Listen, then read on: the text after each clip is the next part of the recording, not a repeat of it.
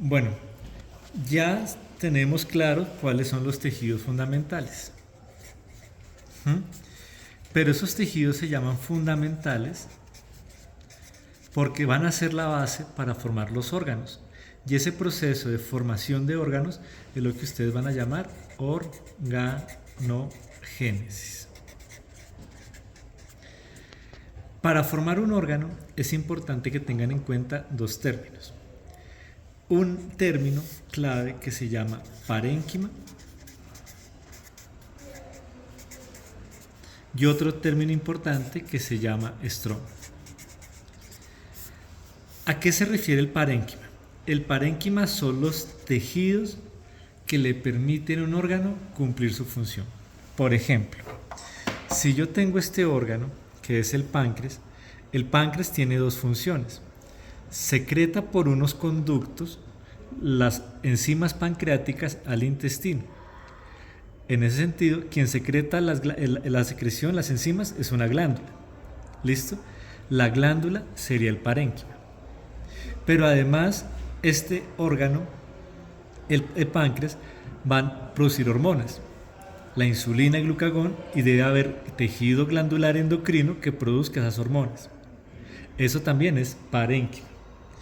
Pero si yo miro al microscopio, ahorita lo miramos, un páncreas, ese páncreas va a tener tejido conectivo que no está produciendo enzimas, que no está produciendo hormonas, pero le está dando soporte al parénquima.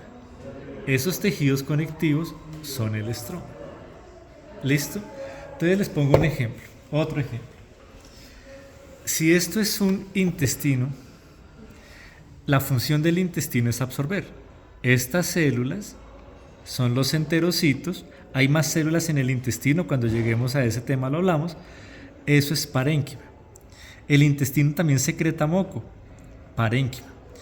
El intestino se contrae, músculo, parénquima. Pero miren que toda esta parte blanca deben haber fibroblastos, colágeno, fibras reticulares,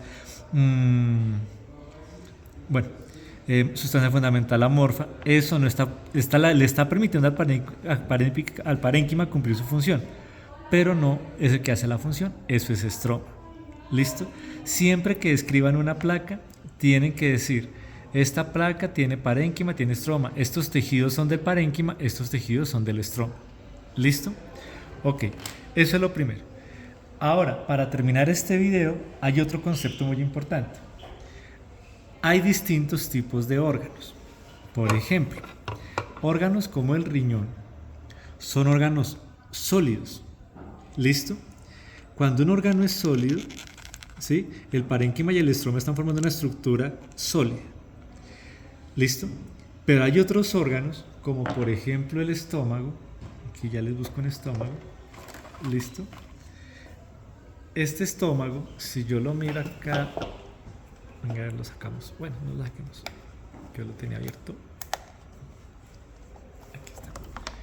El estómago no es sólido, es hueco.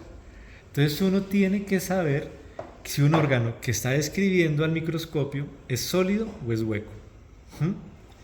En el órgano hueco como este, siempre va a haber un epitelio revistiendo ese órgano. Ese órgano, cuando lo describan, siempre arranquen por el epitelio. ¿Sí? Ahorita le ponemos nombre a todo esto. ¿Listo? En los órganos sólidos hay varios tipos de órganos sólidos. Ya les mostré dos. Por ejemplo, este riñón, cuando veamos al microscopio, tiene una cápsula, tiene una corteza, tiene una médula. Hay órganos que no tienen cápsula. Hay órganos que no se organizan en corteza y médula. ¿Listo? Por ejemplo, el riñón se organiza en corteza y médula. Otro órgano que tiene corteza y médula, muy famoso, el cerebro. Si yo miro el cerebro, efectivamente tengo la corteza cerebral. ¿Listo? Es corteza. Aquí en el cerebro uno no suele hablar de médula. Uno habla de la médula del riñón, habla de la corteza y la sustancia subcortical por debajo de la corteza. ¿Listo? Entonces son ejemplos de órganos que son como sólidos. ¿Listo? Pero hay órganos que son huecos. Por ejemplo, el intestino. ¿Listo? Ese intestino tiene que tener un epitelio. ¿Listo? arrancan por ahí. El páncreas es sólido, el vaso es sólido. Entonces siempre partan de eso, si saber si un tejido es sólido, un órgano es sólido o es hueco, y saber qué es parénquima y qué es estroma.